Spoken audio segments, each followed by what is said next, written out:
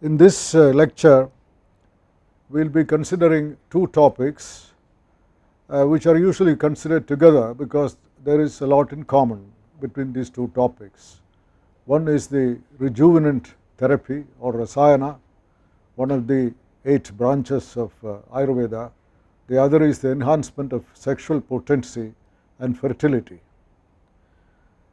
There is an impression that Indians are a fatalistic people, they are pessimistic, they prefer world renunciation, they prefer afterlife. This sort of impression is very strong about Indians. Nothing is a more overwhelming refutation of this impression than the topics that we are discussing this afternoon. The Vedas are full of hymns wanting to live 100 years in good health. Jivema Sharada Shatam. Again and again you will find this in the Vedas. And you will see a reaffirmation of this in the Ayurveda in several places, and the contents of discussion will be aging and rejuvenant therapy, which is conducted either intramural or extramural, and there are large number of formulations which are used in giving this therapy. Then there is enhancement of sexual potency and fertility, and there is a discussion on sexual impotence. These were important subjects which Ayurveda dealt with in the remote past. Now, starting with this, I mentioned that in Vedas there are a number of references. May we live 100 years, may we live in good health, sound in limbs and body, may we live, etc. This is a often repeated refrain in the Vedas, and rejuvenant therapy is a clear affirmation of this, because Ayurveda starts Charaka Samhita, for example, the very first opening sentence, we shall discuss the science of long life. That is how it begins. So it attaches the highest importance to long life in good health, and rasayana therapy was recommended widely.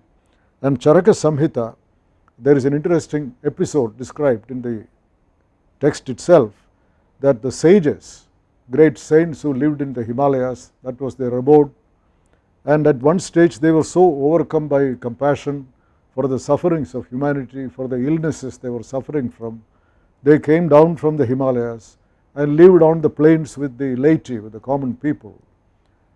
But they lived long, they gave comfort, treatment and so on for the common people, but after a while living among the common people, their own lifestyle became relaxed. They started gaining weight, and quickly they discovered that this was not good for them, this is not the way they wanted to live. And as soon as they were stung by this recognition, they went back to the Himalayas, to their original abode, to undergo rasayana treatment and go back to their saintly lifestyle. That is an indication of the importance of rasayana even for the saints, according to Charaka.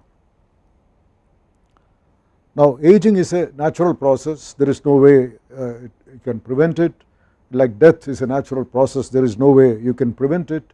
And old age in Ayurveda begins at the age of 70, but old age, all the associated infirmities with old age, loss of flesh, weakness, fatigue, joint pains, diminishing vision, diminishing memory, all these infirmities associated with old age, they are not necessarily accompaniments. It is possible to prevent them by appropriate management. This is the principle behind rejuvenant therapy. Old age cannot be prevented, but old age with infirmities could be prevented. This is the principle behind rejuvenant therapy.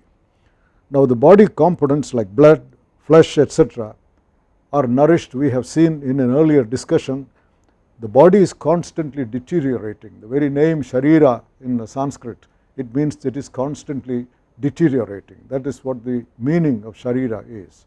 Now, if it is constantly depleting, there must be some way of replenishing this loss.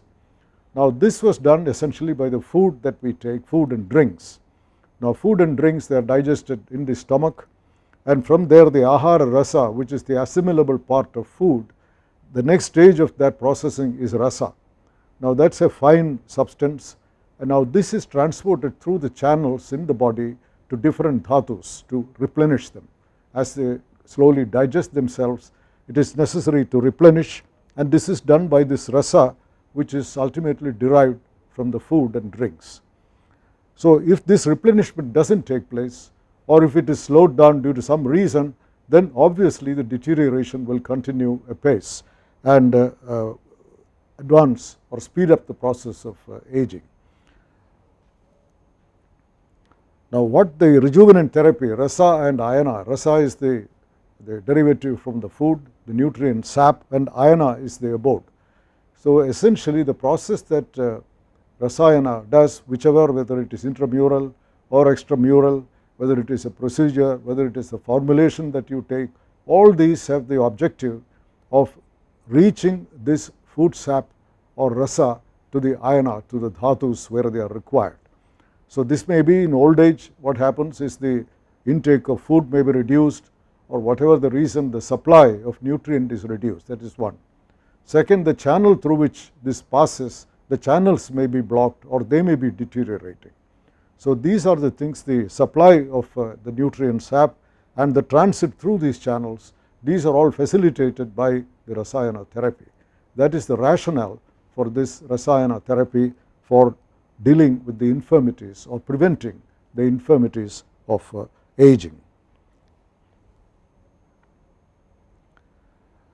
Now rejuvenant therapy, even though we have given a physiologic basis for it, it is something much more than that, because Ayurveda always recognized that life is not only a good health of the body, there is much more in life. There is a nobler aspect of life, there is a virtuous conduct. These are always prized as high as physical health, and Vāttātāpika has a very eloquent definition. I have quoted this earlier in a different context. When he talks about rasayana, he says truthfulness, freedom from anger, contemplative mind, tranquility, and performance of good work, these are the permanent rejuvenator. So that is an important statement to keep in mind. In other words, the medical procedures and formulations will not bear fruit or will not give full results unless there is virtuous conduct at the same time. This is something which we should remember. Now the rejuvenant therapy, therefore, if you are starting the treatment when somebody is above 70, that is already the aging has set in, a person is old, at that stage, or if he is leading a wanton lifestyle in clear violation of what Vāttātāpika had prescribed, characterized by gluttony, overeating, laziness, no physical activity, sexual excess, addiction to wine, and so on, all these kind of lifestyle habits, in the presence of this, or if somebody is already 80 years old, then the rasayana obviously is not going to produce any visible results. That is something which we have to remember. So there are two methods for this rejuvenant therapy. One is intramural kuti praveshika. It is done indoors with very special conditions and precautions, and there is an extramural, a relaxed variety. One is exposed to the sun and wind, going about his work. That person also can take this therapy in a more relaxed way. That is VāTāTAPIKA, another type of rasayana therapy. The intramural is a very rigorous type, we will see that later, but it is only suitable for affluent people who have plenty of leisure, who can have that residential facility built for themselves, who has physicians at his command, and so on.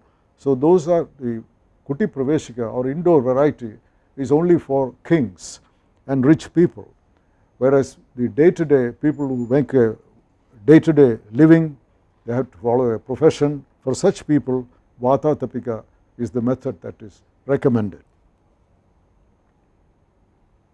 Now the intramural or kuti praveshika, a special building has to be made in a quiet place, free from wind and dust, facing north.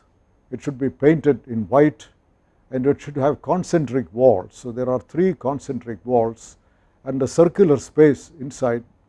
It is entered there are openings between one circular space to the next. So there are 3 spaces separated by these walls, and there are entry from one to the next through these doors. So the kind of restricted entry, and it is sheltered from the sun, smoke, barred to women, and subject admitted after prayers. There is a special ceremony of purification, and waking sleep pattern is not changed. The goodness in thought, that is a virtuous conduct we talked about, goodness in thought, in word, in deed, and celibacy. No visitors are permitted, so he is virtually in isolation except for somebody who comes to give the rasayana or the food. So it is a life in isolation. And following the panchakarma procedure which is done, we have seen already there is snehana, lubricant therapy, body fermentation, these are given, and then followed by the emesis or purgation or enema as decided by the physician. So purification of the body or detoxification of the body, this should be done, and then he is maintained on a gradual dietary regimen, which may be milk or it may be gruel, rice gruel. These are the kind of very simple light food which is determined by the physician for a particular individual depending on his constitution, the season, and so on. But anyway, it is a very light, usually liquid food that alone is given. And the rasayana, what type of rasayana? There are many different types available. Which one to give, that again is the choice of the physician. And again he will look at these, the prakriti of the patient, whether it is a vata prakriti or pitta prakriti or kapha prakriti, these are determined by the physician. The time of the year if this treatment is being given, the season, the strength of the body of the patient, all these are taken into consideration in determining the kind of diet that he should have, the kind of rasayana he should have. All these are determined by the physician at his discretion. Now generally the subject is given 1 meal a day, and the rasayana is given 2 or 3 times. The dosage of it, how much to be given, what time to be given, again these are determined by the physician. The only precaution to take is this is not what usually the subject is used to.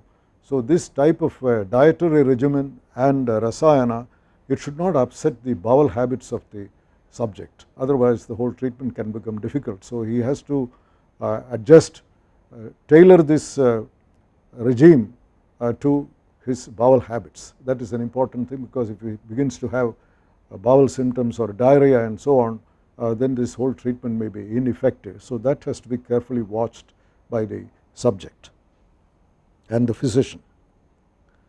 Now the treatment is 7 to 28 days, but there are also descriptions of the treatment lasting for 40 days in certain instances. So it is flexible, but the minimum is 7 days and 28 days is an average, when the rejuvenant medications would have touched all the 7 dhatus of the body.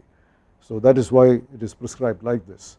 So the rasayana that is being administered, it takes a certain amount of time to reach all the 7 dhatus of the body. So that is the rationale behind this interval that is prescribed. And every step in this is important. If there are lapses, for example, the panchakarma is not done in the beginning before he is admitted, or that construction itself is faulty, if there is wind or dust coming in, or the diet is prescribed is not followed properly, or the wrong type of rasayana is chosen, if any such mistakes are made in the procedure, then it can even boomerang, it can even affect the subject adversely.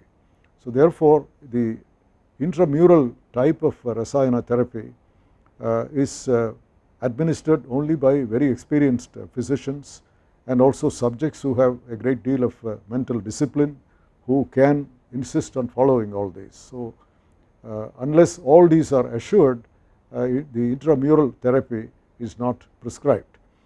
And one famous example of the intramural therapy of rasayana is the case of Pandit Madan Mohan Malaviya. Often this is quoted, so therefore it is interesting to know how Pandit Madan Mohan Malaviya, a great revered figure of India, how this was done for him. In 1938, as you all know, he was the founder of the Banaras Hindu University, a firm believer in Ayurveda, and in 1938 he was already 77, but he decided to have this intramural type Kuti Praveshika treatment.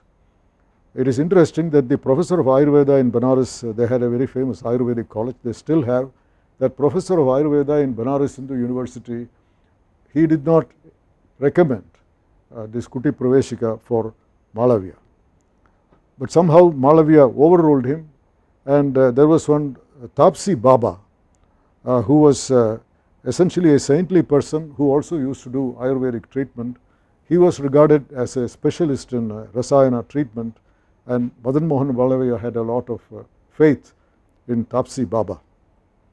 So Tapsi Baba was consulted, and he decided that Madan Mohan Malaviya was fit to undergo Rasayana therapy.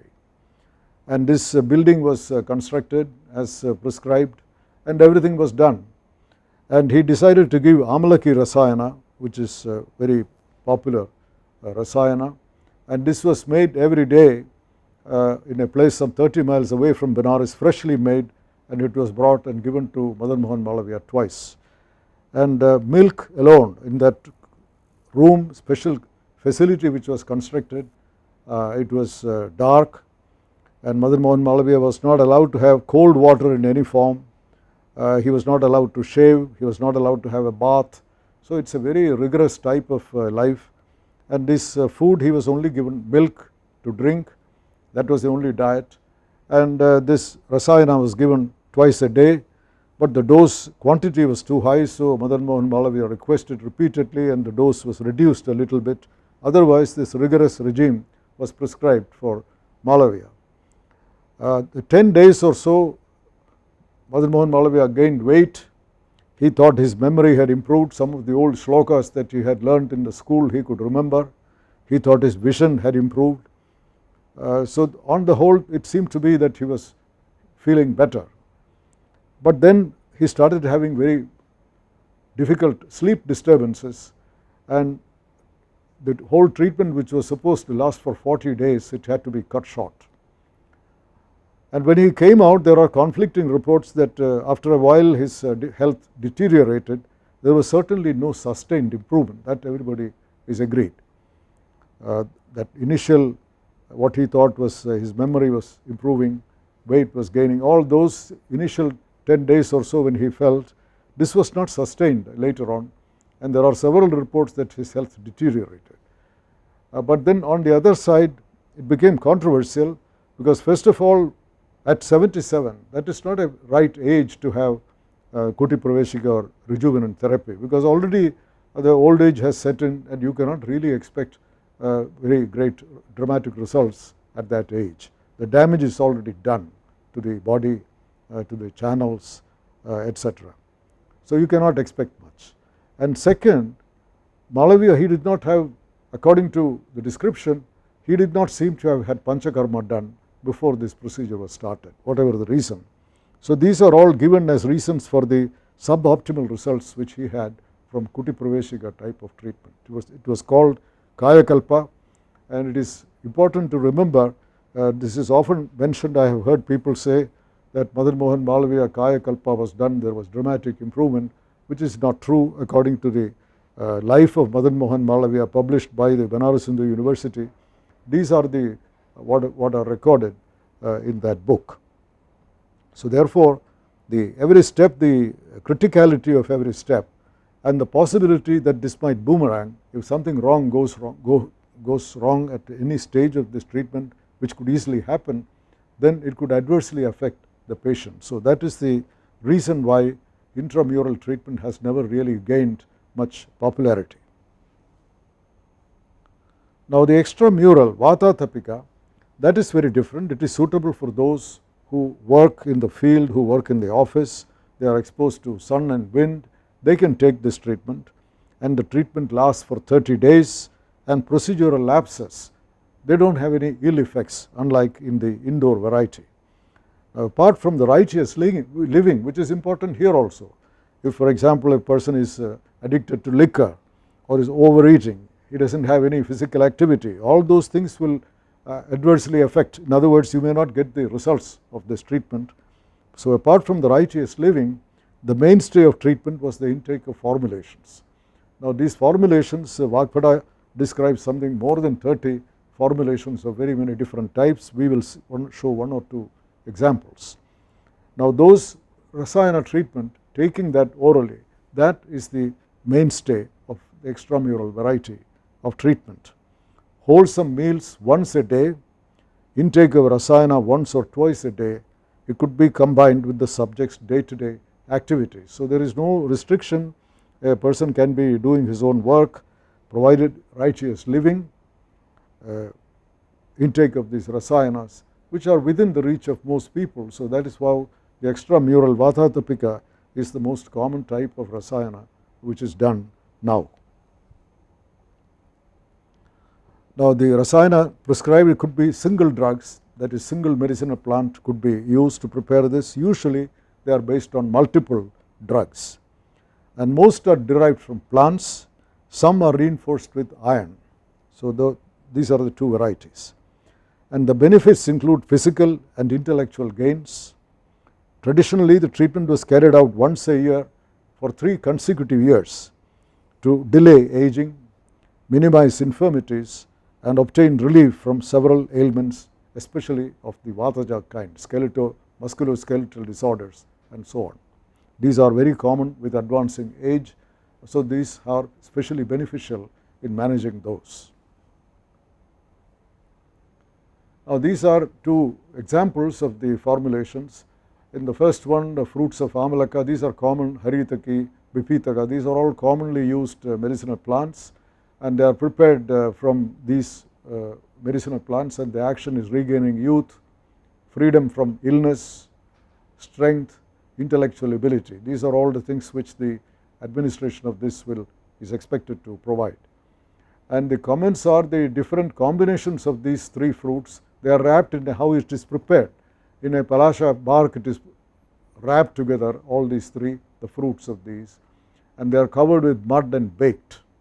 And then they are taken out, they are ground and taken with curd or ghee, they are administered. So this is the simple preparation of a rasayana which is commonly prescribed, amalaki rasayana. There are also other ways of preparing amalaki rasayana, but this is one particular variety. Now the next one is lauhadi rasayana, because it contains iron, and it is a red hot iron leaves. They are dipped in a decoction of ingudi, tribhala, palasha and amalaki. So that is how iron is added in this.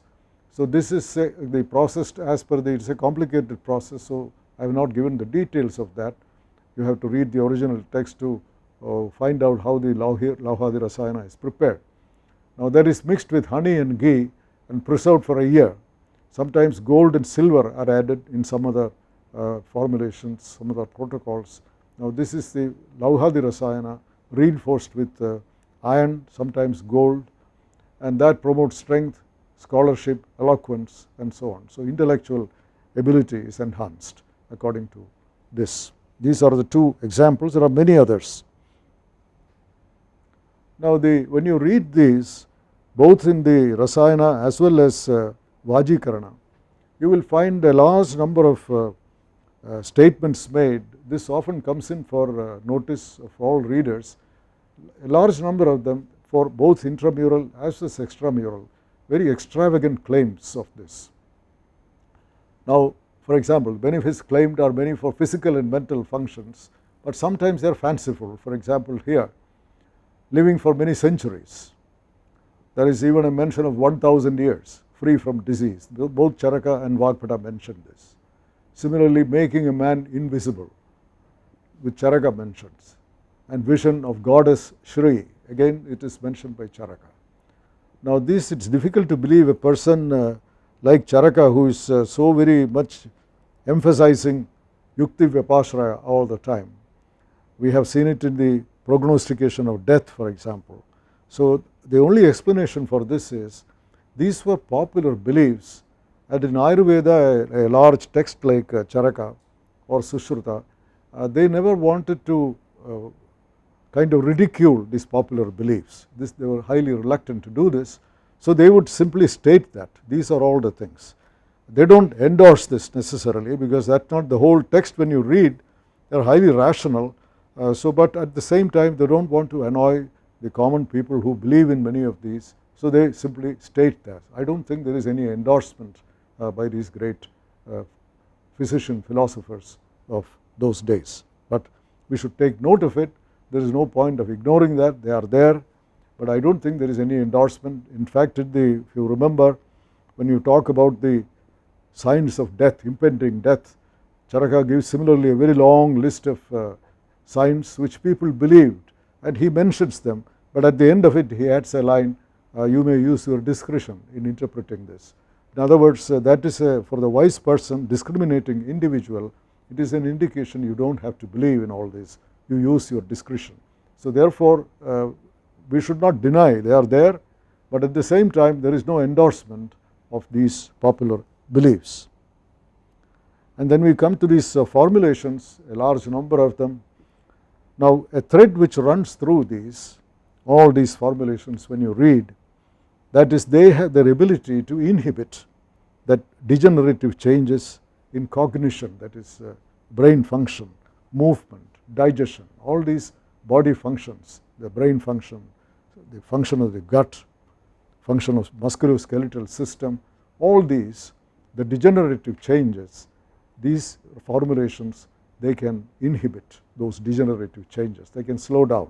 That is a thread which runs through all these. And a positive and complementary, there is also, they can promote these functions, not only slow down the degenerative changes, they can also enhance, speed up these functions. That is something which runs through all these, common feature. The importance of this is, today in modern science, we will be talking about it in last one or two lectures, that is many of these, like Vātātāpika's promise of rasayana therapy, many of those they cannot be subjected to experimental protocol, experimental study. In other words, truthfulness, forgiveness. What does it do to the person's aging process? This is not something which is testable in the laboratory. Whereas when you say that these rasayanas are given and it improves your musculoskeletal function, it improves brain function, today modern biology has given us tools, some of these can be studied. That is the importance of this. So if you want to study, obviously it is reductionism, there is no escape from that. You cannot study all that is promised in an experimental laboratory, but if you want to subject any aspect of it for study, this is one which is amenable to experimental study, and we will be considering this at some length later on. Now we come to the next subject, that is that enhancement of sexual potency and fertility. This is Vajikarana. Vaji is a horse, so it is to enhance the sexual potency of a man to the level of that of a horse. That is the literal meaning of this Vajikarana. This subject was closely related to rasayana, but it was separately dealt with by all authorities. And the great emphasis on this topic arose from two major considerations in ancient India. One was the desire for enhanced sexual potency, and the second for a male offspring. This was the two reasons why this subject was considered important even in those remote past. And Vāgpata, for example, a childless man, Vāgpata, this is what he says, a solitary tree with one branch which gives no shadows, there is no shade for anybody there, and it brings forth stinking flowers and gives no fruits. So that kind of severe condemnation of a man without offspring. So there was a desperate desire to have a son. That was one, and second, sexual potency. These were the two main reasons for this subject to be considered so important.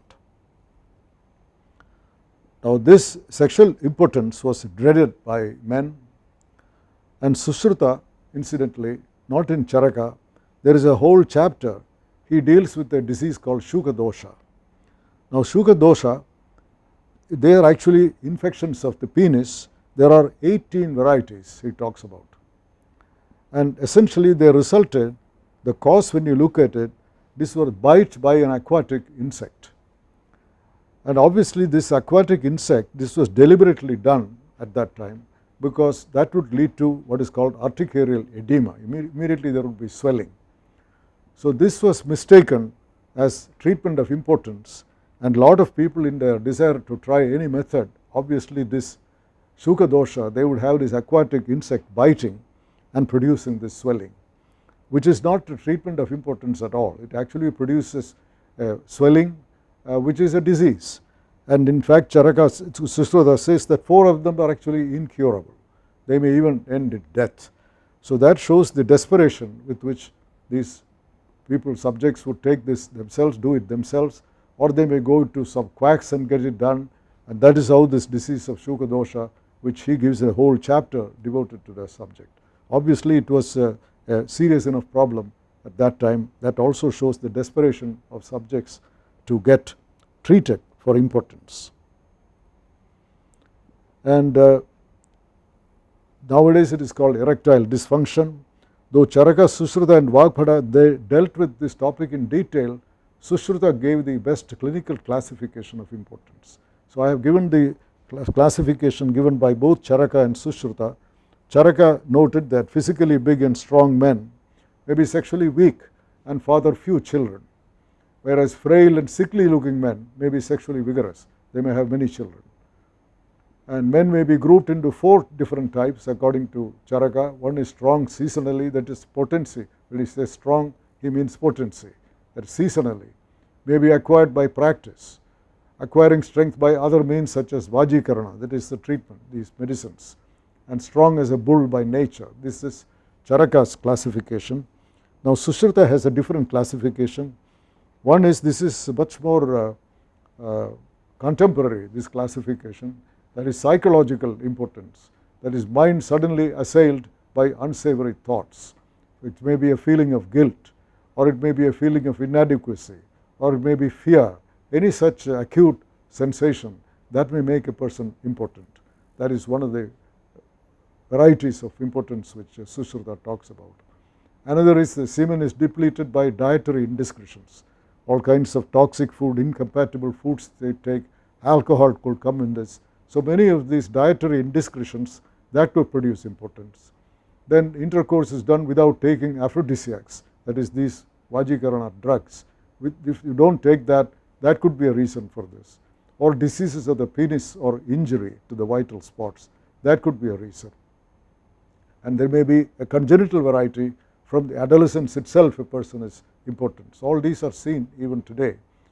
And in a strong individual who had been practicing celibacy for many, many years, such people also, they may have impotence acquired, which they long practice of brahmacharya, that also could lead to impotence. They are incapable of getting erectile function. Now sexual stimulants, among the 3 which draw a man to a woman, both Charaka and Sushruta agree on this. That is, aphrodisiacs is one, all the agents that are prescribed, and one's own libido, and the splendid qualities of the woman, the attractive qualities. Out of these 3, Charaka and Sushruta rate the qualities of the woman, that is the real strong aphrodisiac compared to the other 2. And as semen matures and gains full range of qualities between 16 and 70 years, that is the time Charaka advises sexual activity, not at the extremes, beyond that. And why aphrodisiacs? Enhancement of sexual potency is rooted in aphrodisiacs. They are strong proponents of using these aphrodisiacs. They not merely enhance sexual pleasure, but also enhance the procreative ability for a son. That is the crucial of great importance. And one's children are extensions of oneself. The pursuit of happiness, living, growth of one's clan, renown, material achievements and serenity depend on children, especially sons. So that is the main drive behind this. And those who seek offspring and sexual pleasure should therefore use aphrodisiacs regularly. This is a recommendation of Charaka. Now the formulations, there are a great many formulations, and many of these, unlike the rejuvenant formulations, many of these use animal products. And Charaka, Sushruta and Vāgpada, all 3 recommend many different formulations. And animal sources, only 2 branches in Ayurveda you will find animal products being recommended very liberally. One is this rasayana of the Vajikarana drugs for aphrodisiacs, and the other is the treatment of wasting diseases like tuberculosis. These are the only two areas I have seen animal products being prescribed liberally. And here some examples are there. For example, if you look at this, these are vegetable formulations being given for Vajikarana, that is black gram, seeds of Kapikachu, Jivaka, Rishvaka, Veera, Meda, Riddhi, Shatavari, all these plants, vegetables, and their decoction is made from that, is mixed with milk, juice of Vidari and Ikshu and cooked. Honey and pipal is added. This is a vegetable preparation, a decoction, and that improves erectile strength. That is a purely vegetable preparation. And the next one is also similar. There is a first the group of drugs. These are cooked in water and it is concentrated. And the second group of drugs mentioned here, Madhuka, Draksha, etc., a paste is made out of that. That is mixed with the earlier concentrated decoction, and these are mixed together. Honey is added and given.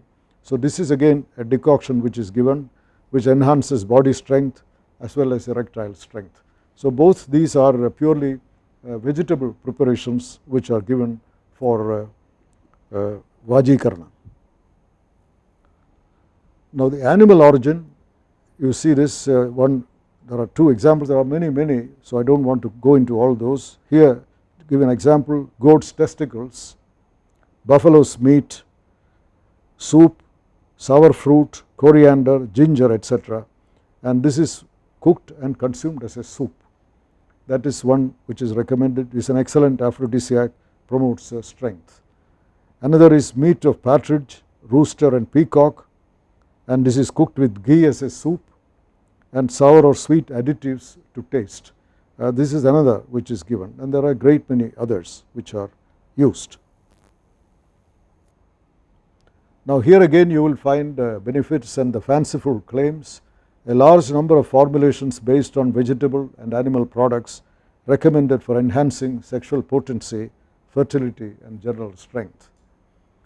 There are claims which are fanciful for some formulations, for example, intercourse as often as a sparrow, intercourse with 100 women, gives sexual vigor of youth to an 80-year-old man.